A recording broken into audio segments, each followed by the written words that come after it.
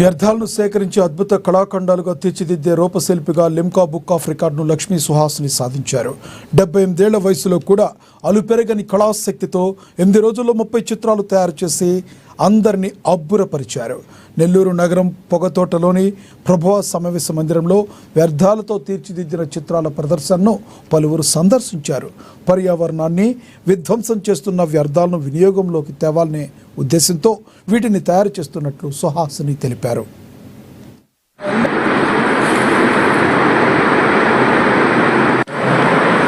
ప్రత్యేకంగా పిల్లలు ఇవన్నీ చూసి చాలా ఇన్స్పైర్ అవుతారు. చాలా చిన్న పిల్లలు కూడా వాళ్ళు పరిశీలన అద్భుతంగా ఉంటుంది.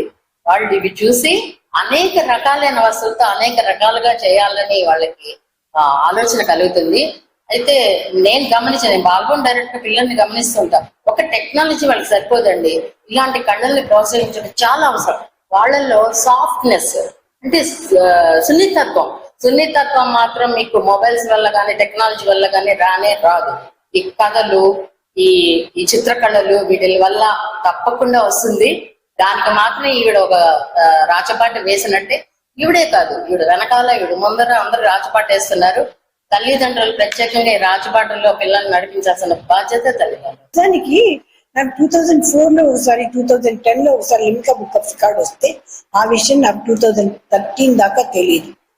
వాడి బై పోస్ట్ మిస్ అయ్యాయో ఎట్లా మిస్ అయ్యో తెలియదు. రిటైర్ అయ్యాను 2012. అప్పుడు ఫ్రెష్ గా లిమ్కాకి పంపిస్తే this picture is already in our records. We are well versed with the name of Suhasini. She is a multiple record holder of our book. ఇవి మామూలు మనం నిత్యం వాడి పక్కన పెట్టేసినవి, లేకపోతే అంటే వచ్చినటువంటి మన ఇంటికి చేరినటువంటి అనేక వస్తువుల్ని సాధారణంగా అవి చెత్తకుప్పలకు చేరే వాటన్నిటిని వారు చక్కగా సేకరించి వాటితోటి కళారూపాలను తయారు చేశారు. సో దీంట్లో 2 విషయాలు మనకు అర్థమవుతుంది. ఎటువంటి వస్తువునైనా కూడా మనం పనికిరానివి వచ్చేవి కాదు అని అనుకునే వాటిలో కూడా